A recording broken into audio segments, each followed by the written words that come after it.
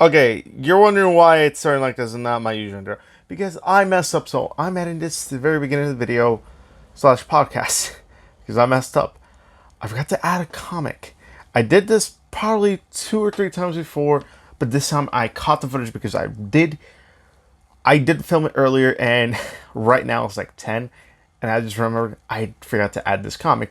Now this is one comic. It's very important because it's in the middle of the event. So we're gonna move on. I'm gonna tell this book, and then you'll get the rest of the regular podcast. So the book is Absolute Carnage #4, written by Donny Cates, art by Ryan Stegman. The art, well, that was the art. The price is $4.99, and this is a description of the book. The penultimate chapter of the symbiotic event of the year. Eddie Brock has taken a beating, lost the allies closest to him, and after the shocking events of Absolute Carnage #3, sees no way to take Cletus Cassidy down once and for all without making the ultimate sacrifice. But is the ultimate sacrifice? What is the ultimate sacrifice? Of the two beings that are bonded as venom, which will make it out alive. Now, this is the summer. It started in the summer because it started in August, but it's ending in November. This is a 5-issue series. It's an event. It literally is an event about Venom and Joker in the history. Oh, not Joker. The history of Carnage. The basically including what Donny Cates has written for his Venom run. Like Noel, he's a part of this, and bring it back to Carnage because Carnage has been dead for a couple years now. Do I recommend it? Yes, but it's almost done. Next month, the book will end, and then you will get to pick it up on trade. I would suggest pick it up on trade because it's probably cheaper. Because trust me, comics ain't cheap. They're pretty expensive. I should know because I look at my bank account and I look at it with not pride, but yeah. You're gonna go to the regular podcast now. Hello and welcome to Tales from Nerd. I am your host, a random nerd / Kevin, and this is a weekly podcast where I talk about the comics coming out Wednesday, October 16th. And yes, this is a podcast where I talk about the books I'm collecting. If I do a podcast of all the books that are coming out from Marvel and DC, this will be about an hour and a half. I'm trying to get this to like 30 to 40 minutes. I'm not trying to make these super long, but sometimes I do because I tend to ramble on sometimes. Yeah, so yeah, it's gonna be about the same amount of comics as last week, about 19, 20. I think it's just 19. There's one book I'm debating on picking up, but might not. But yeah, how is everyone? And I cleaned up a little bit. I organized and moved these away. I got more Funkos. I'm putting a statue here. I have a good question for the viewers who are watching this on the YouTube side. I am working on the Spotify part. It's just I've been very busy. But I will, for the next 4 episodes, I will have a statue here. And the next 4 episodes will have... So this is the first appearance of this person, of this statue right here. This is the Shazam statue right here. Now, I'm thinking maybe every month I get a statue. It'll be here for the month, and then the following next month we'll get a new statue. So right now Shazam because I like Shazam. And this is the first statue I own of it. Okay, but yes, we're gonna move on to the books that are coming out this Wednesday, October 16th, which is Absolute Carnage vs. Deadpool #3, written by Frank Terry, art by Marcelo Ferreira. The price is $3.99, and this is a description of the book. All my codexes live in Texas. By Texas, we mean Deadpool's spine. Sorry, we couldn't just do that pun. With the potent combination of codexes from different symbiotes, the fate of the fight between good and evil lies within Deadpool. He's on the side of good, right? Honestly, it's hard to tell. I mean, Spider-Man likes him, right? Kind of. That's something. Absolute Carnage vs. Deadpool is a 3-issue miniseries that is a connection to Absolute Carnage. You don't need to pick it up. I'm announcing this book because I'm reading it and it might interest you, but this is a wait for the trade book, so you don't need to pick this up Wednesday. But if you are interested in Absolute Carnage vs. Deadpool, it is a good perspective on Deadpool and Carnage. And it's not the first time they've met either. It just gives a good perspective of sorts, but you really don't need to pick it up. We're going to move on to the next book, which is Absolute Carnage, Avengers #1, written by Zach Thompson and writer Leah Williams. Oh, Leah Williams is writing this. Okay. And art by Alberto Jimenez Albuquerque. The price is $4.99. And this is the description of the book. Captain America, Hawkeye, The Thing, Wolverine. Years ago, Cletus Cassidy used a Carnage symbiote to take over a small town called Doverton, Colorado, as well as a team of Avengers who arrived to stop him. Barely able to free themselves from his control during their first meeting, the small band of heroes will have no choice but to assemble once more after they discover that Doverton's entire population has recently fallen victim to Carnage's more lethal designs. Now, this is a one-shot, so you really don't have to pick this up either. It's just a one-shot, so it's a one-and-done story. It might connect to the main Absolute Carnage book, might not. So far that I've seen, kind of not, to be honest.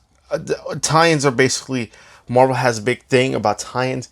They are horrible when they create events.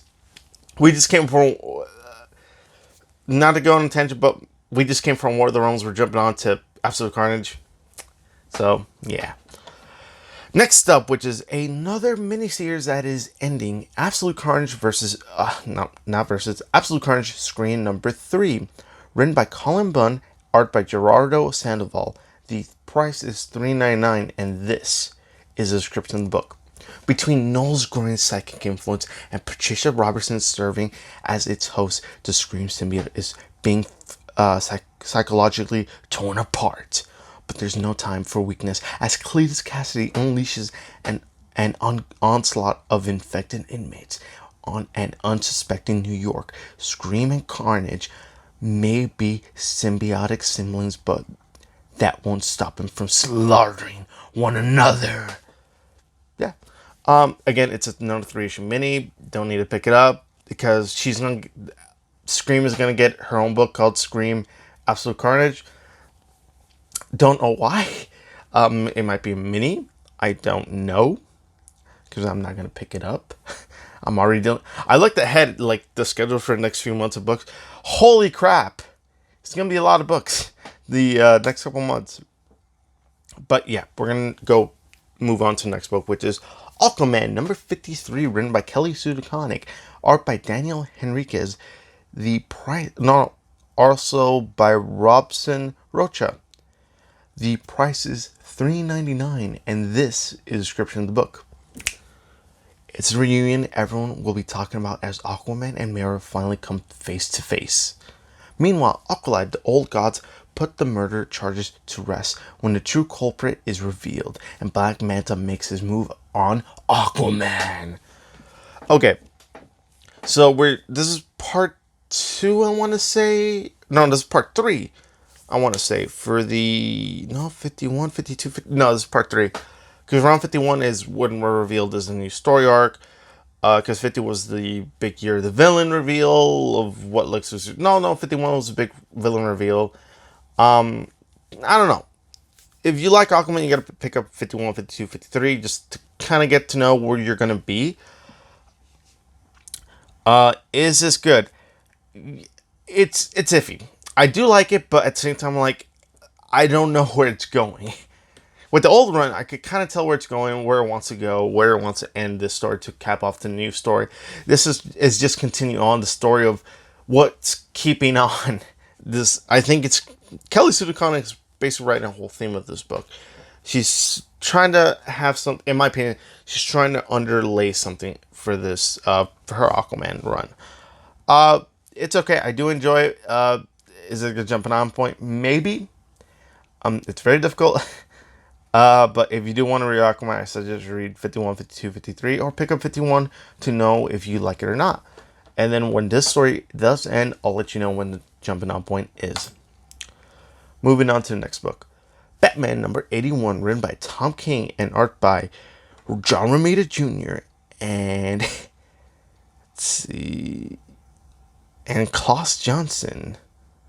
The price is $3.99, and this is a description of the book. It's time for the big showdown. Batman is calling Bane out, but is the Dark Knight detective ready to take on the foe who broke him broke him worse than any other that came before? And what else stands in Batman's way to put an obstacle between him and his enemy? Tread lightly, Batman, because not only do the lives of your son and trusted friends hang in the balance, but your entire home could collapse on top of you. Now, City of Bane. Oh, Jesus Christ. I was really excited for this book. To be honest, it's not a good jump on up one because it's dealing with the City of Bane. You need to read issue 75. So you want to read 75, 76, 77, 78, 79, 80, 81. Well, the beach two-parter really didn't need to happen at all, which was like 77 and 78. No, 78 and 79. Why? Why filler in the middle of this arc? Don't know why.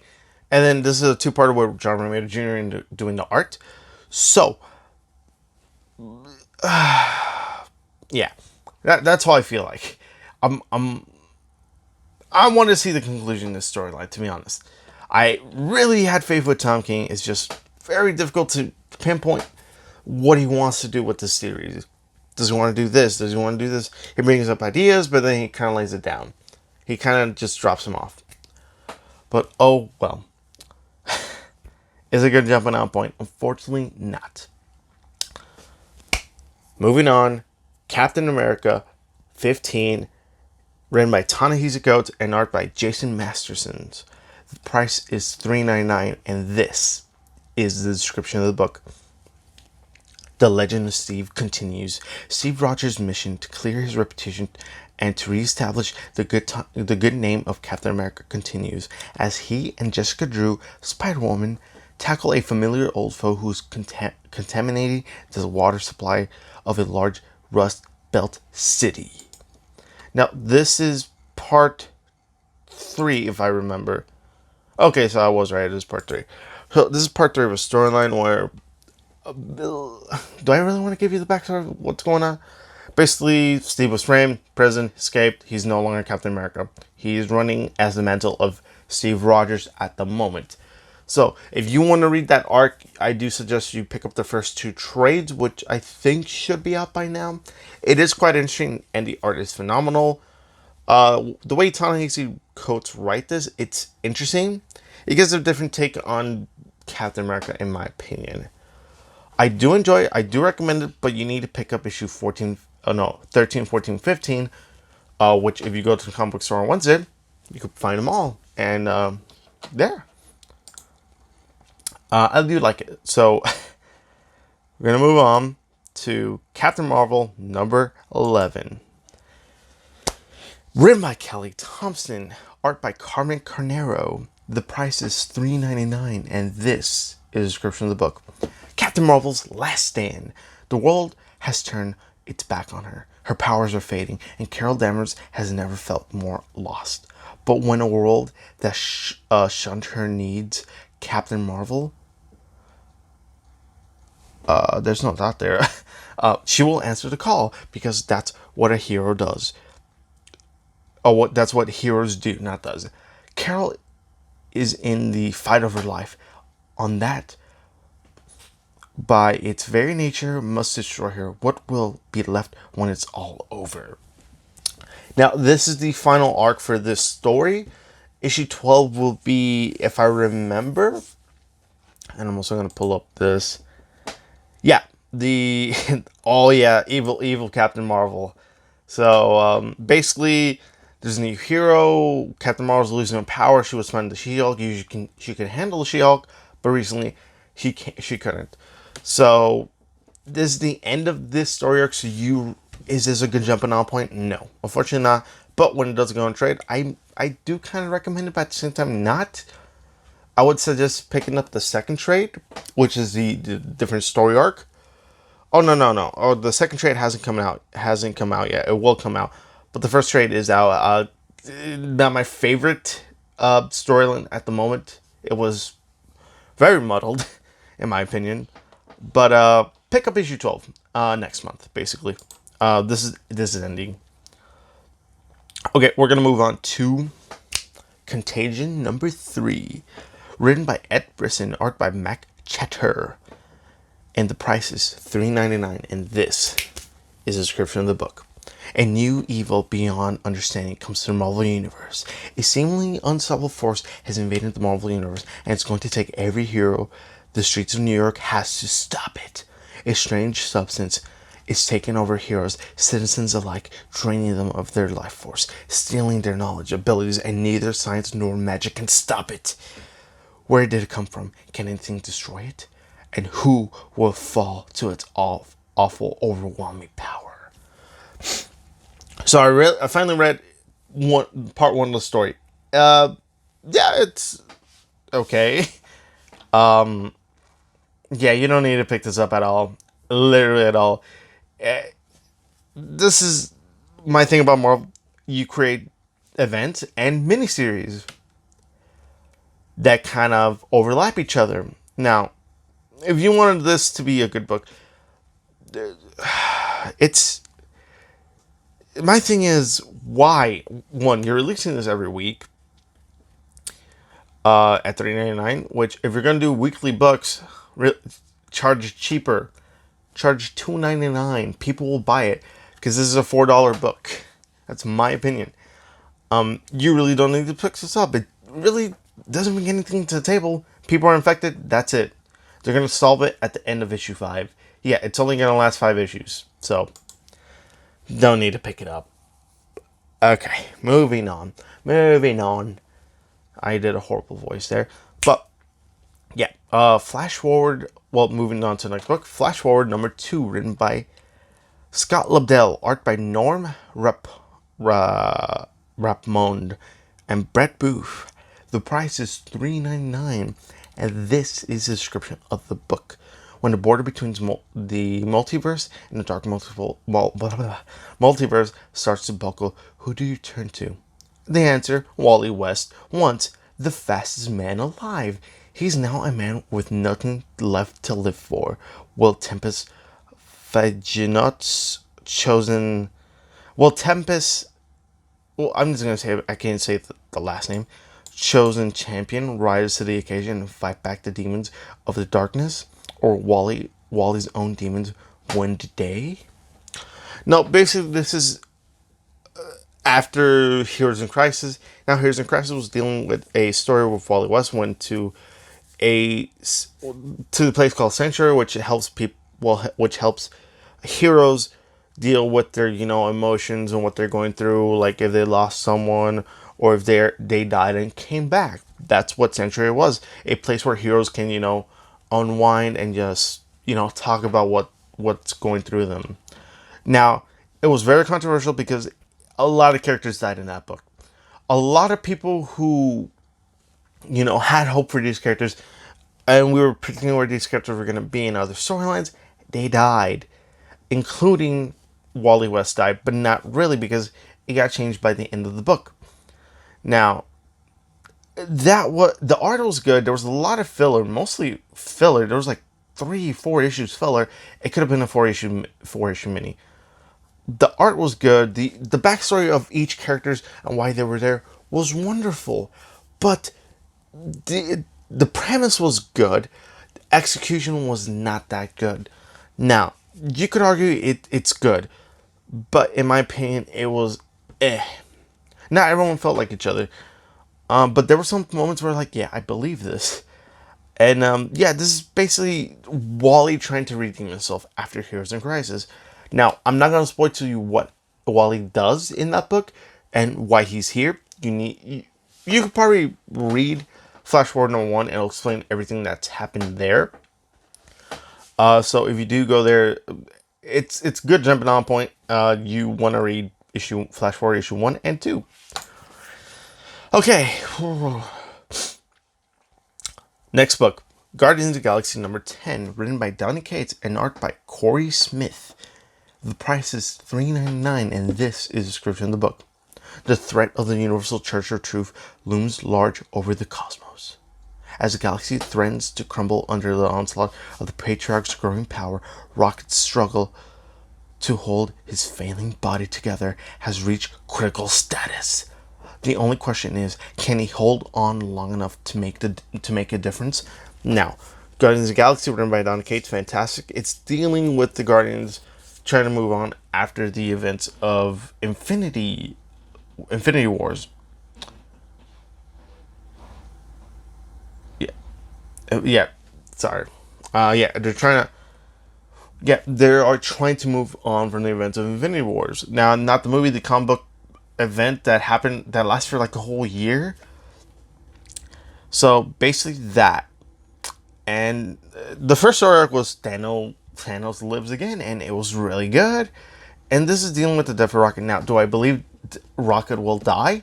No, I think he'll live, or they'll do something where they'll change it. If not, Donny Cates, you will have to write a big plot twist, and I think you can pull it off because you've done good stuff. Is this a good jumping on point? No, because the story arc is ending in, this is part 4, so you need to get issue 10, 9, 8, and 7.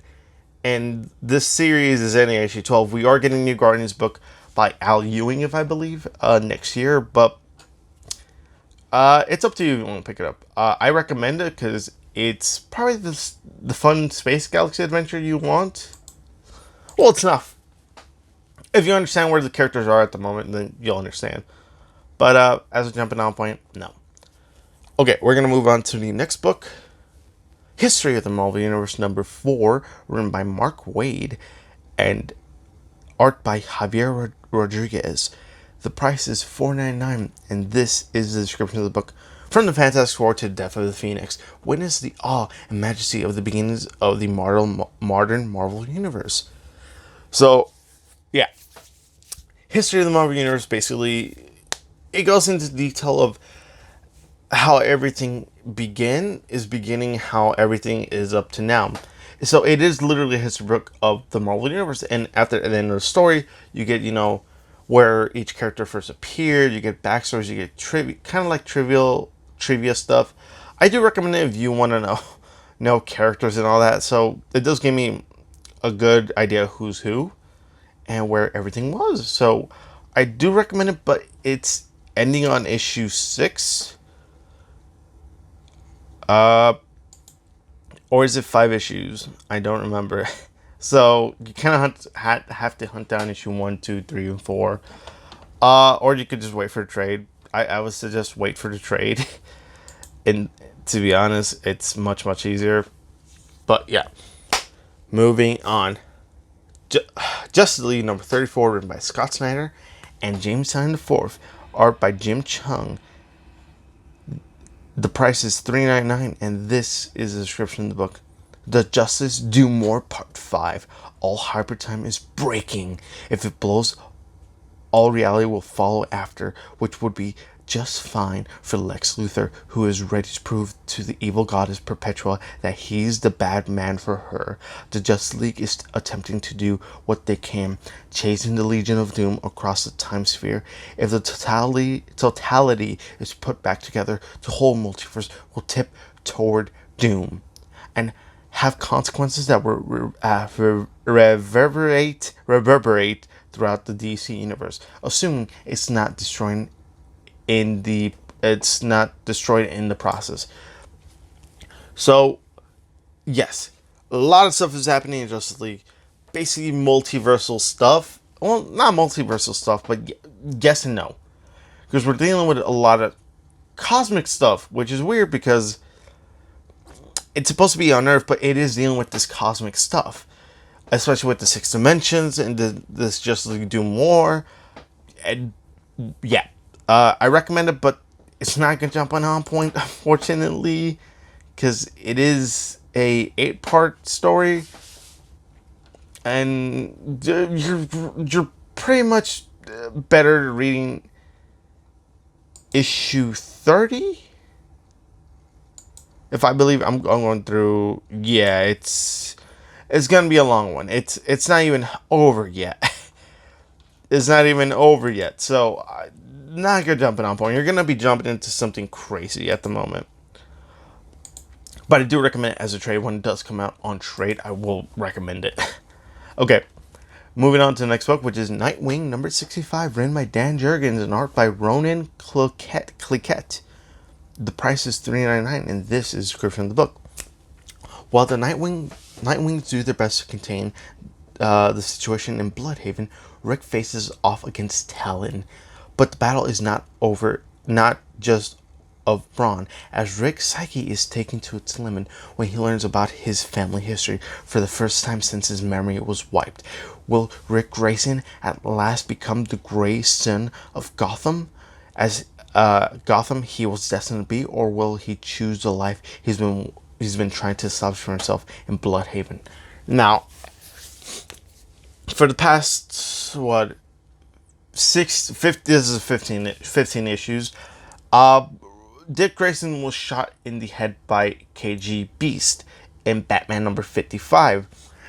And after that, he hasn't been Rick Grayson. He hasn't been Nightwing either. He tortured down. He doesn't want to live as Dick Grayson because that's not him anymore. He's Rick. It was interesting. It's just, I want Dick Grayson back. I pick up Nightwing for Dick Grayson, not for Rick Grayson. As much as I like the book, I mean, the book's not bad. Dan Jurgens has to explain it every time, because if someone picks up every issue of Nightwing, they're like, who is Rick Grayson? So Dan Jurgens has to monologue every issue. I've noticed this. My name is Rick Grayson. I used to be called Dick Grayson. I was shot in the face. And I'm living now as Rick Grayson because I don't remember my life as Dick Grayson. Yeah. Do I recommend it? No. Because I think the story arc is wrapping up in the next issue. It's just, yeah, I mean, I like the story arc, but again, you kind of want to read where it starts. I'll let you know when the next jumping on point would be. We only got 5 more books, and then this podcast will be done for the week. Okay. Spider-Man number 2, written by J.J. Abrams and writer Henry Abrams. The art is by Sarah Bocelli. The price is $3.99, and this is a description of the book. The most anticipated comic event of the year continues from J.J. Abrams, Henry Abrams, and Sarah Bocelli. Peter Parker and Mary Jane have had their first run-in with the new villain Cadaverous, and it did not go well. What horrific impact from the horrific villain will scar them the worst? Now, this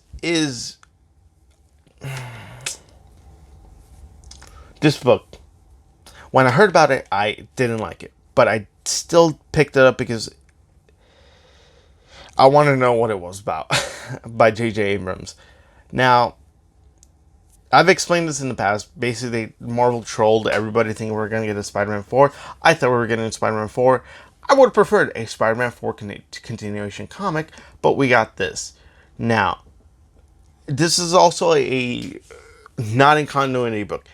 It wasn't said, it wasn't, because I thought when I read it, I'm like, okay, it's probably in continuity, but when I read it, I'm like, it's not in continuity. And what happens is literally the first 3 pages, a major character, something happens to a major character in the Spider-Man mythos.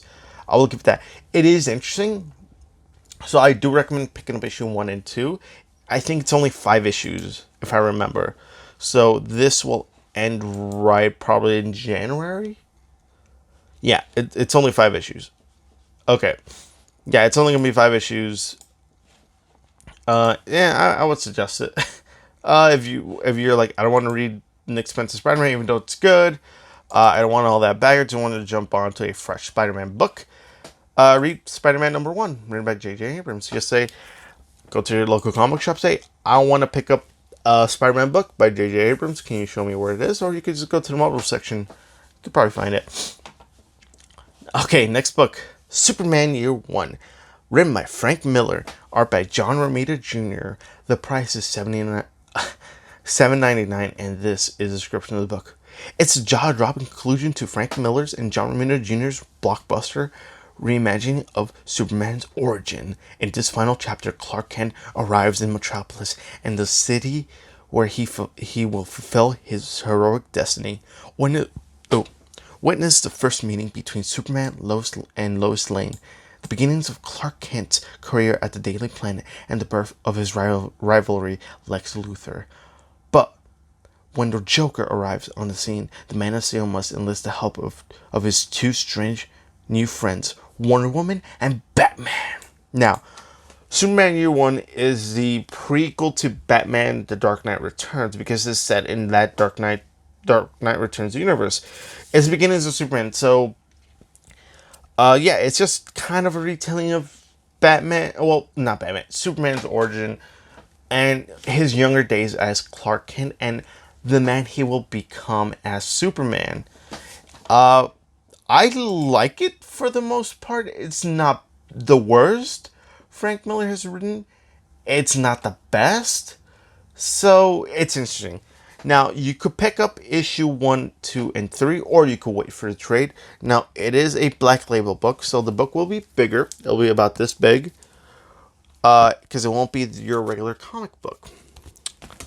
So, I do recommend it. I recommend you get the trade. Get the trade. It's probably a lot cheaper. Next book. Tales from the Dark Multiverse. Batman Nightfall #1. Written by Scott Snyder and Kyle Higgins. Art by Javier Fernandez. The price is $5.99, and this is a description of the book. Don't miss this twisted tale from the pages of the game-changing event Batman Nightfall. 30 years after Bruce Wayne was broken and failed to take back the mantle of the Bat, John Paul Valley, known as Saint Batman, has turned Gotham into the city of his dreams. In his new order, killing has become commonplace and criminals live in constant fear, all in the name of justice. But just when all seems lost, a new hope for Gotham rises, the son of Bane. So, I'm liking this because we're getting one-shots of Dark Multiverse stories. So, Tales from the Dark Multiverse will be one-shots of stories that we've read in the past. So, we got this, we got Crisis, we got the Death of Superman, we got other stuff as well. I don't remember what other stuff, but I'm excited for this. It's a one-shot, and it's also written by Scott Snyder, because I do like Scott Snyder. He's a bit wordy, but he does good Batman stuff. I recommend it. It's also a one-shot, so if you want to read a quick Batman book, yes, I do recommend this. Okay, next book. Teen Titans #35, written by Adam Glass and art by Bernard Chang. The price is $3.99, and this is a description of the book. The Teen Titans traitor is finally revealed as all their scheming finally comes to a head. How will the team deal with the betrayal, and what end are the traitors' plans? Worse, will the previous secret Teen Titan team finally be exposed to the world? This house of cards is about to come crashing down, and one of the Teen Titans will pay the ultimate price. Now, it is revealed who the traitor is last issue, but I don't like the direction of this Teen Titans book at all. Like, basically back in issue 20, when did this run start? Basically, when after Dark Knight's Metal, we got a reboot of the Teen Titans. Now, Robin, Damian Wayne did something, which I'm like, okay, why is he doing this, but it's never mentioned anywhere else. It's going to get mentioned in Detective Comics later on. But basically, Damian Wayne had a secret prison. He held villains, and Deathstroke was there as well. Deathstroke escaped. Deathstroke died. That's in Deathstroke. Deathstroke died, and then we got the Crush's dad as well, which is Lobo, and then we're now in this. Now, what Slade said was, you have a traitor in your team. Robin is investigating that. He interviewed everyone, and he's like, I can't find a traitor. But at the last few pages, we got revealed who the traitor was. And I'm like, really? Really? I said, okay. I don't know. I don't like the way they're treating this as a junior Suicide Squad. That's really what it is. That's really what it feels like. Do I recommend this? No. I would rather wait until this arc is finished and we get a new Teen Titans book. I'll still read it, but it's sad to see these rebirth titles go from great stories to eh. Okay, a new number one. I'm excited for. New book, next book, X-Men #1, written by Jonathan Hickman, art by Lillian Francis Yu. The price is $4.99, and this is the description of the book. A new era dawns for the X-Men. The X-Men find themselves in a whole new world of possibility, and things have never been better. Jonathan Hickman and superstar artist Lillian Yu reveal the saga of Cyclops and his hand-picked squad of mutant powerhouses. Now, I do recommend it. So this is spinning off the pages of House of X and Powers of X. I'm really excited for this book, and basically, I'm excited for X-Men. You have no idea. There hasn't been a good X-Men book in a while. X-Men Red was good, but it was good. It just wasn't as good as House of X and Powers of X. Yeah, there was X-Men Blue and X-Men Red. Oh, X-Men Blue and X-Men Gold, which were like at the same time. I read them. I'm like, I want to read X-Men, so this is what I got. But yeah, I do recommend edition #1 when you go to the comic book shops this Wednesday. That has been the Tales from Nerd podcast. I hope you enjoy. Please let me know if you like this idea where I put a statue every month. Now, this guy will be here for 3 more episodes, and then he'll get replaced. But yeah, please subscribe to the YouTube channel right here at A Random Nerd 2016. You can follow me on the social media on Twitter and Instagram, which is at A Random Nerd 2016. And yeah, that's really about it. I hope you enjoy. And please let me know in the comments what book are you excited for that I talked about. That's it, guys. Have a good day. Bye bye.